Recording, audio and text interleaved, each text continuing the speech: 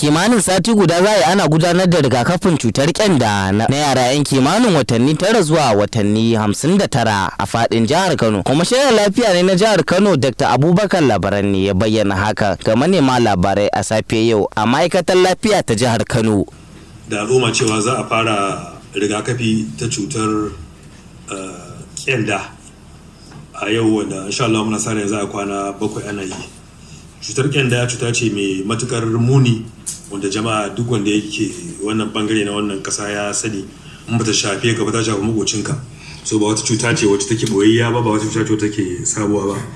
Cuta ce wacce take da hatsarin gaske, ana daukata a iska da ake shaga ana ake daukata, kuma tana da kassara yara, tana janyo ciwon makanta, tana janyo kurumtaka, tana janyo cutar kwakwalwa, tana janyo rasuwa ma a rasa yaro gaba daya. Tana farawa da kamar zazzabi da kuraje da suke fitowa da fuska, daga baki da ido su yi ja, haka take da tari. Wani yana zuwa da irin cutar da ake cewa pneumonia, wato sanyin huhu. An kididdige cewa akalla akai mutum 128,000 da suka rasu a duniya a shekara ta 2021 a dalilin wannan cuta ta kyanda, wanda kuma a cikin waɗannan mutane an fi samun su a Afirka ma nan Afirka, yammacin Afirka, kuma Najeriya ce ta fi kowa yawan wanda suka kamu da wannan cuta kuma suka rasu da dalilin wannan cuta. Wannan dalilin yasa gwamnati ta fito da wannan tsari na rigakafi, tunda wannan cuta ana kare yaro idan an masa rigakafi baya kamuwa da ita. Ko da ya kamu da ita zaka ganta bata yi karfi in za ta kassara shi ba.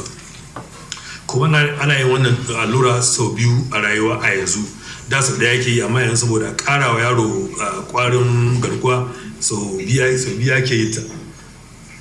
Ana yin ta a wata 9 da kuma wata 15. Guri ina son ne kira ga iyaye da su kai yayayensu inda duk ya kamata wajen yin wannan allurai, a tabbatar cewa wannan yara an yi musu dukkanin wannan allurai.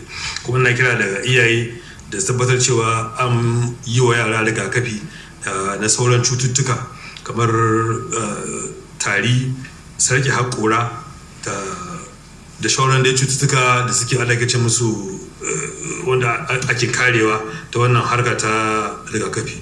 A ƙarshe ya gode gwamnan jihar Kano Abba Kabir Yusuf bisa jajircewarsa don ganin harkar lafiya ta ingantu a jihar Kano. Ina so ne amfani da wannan dama domin ne godiya ga mai girma gwamna Alhaji Abba Kabir Yusuf saboda kulawa da yake ba wa al'ummar jihar Kano, musamman harkar lafiyarsu.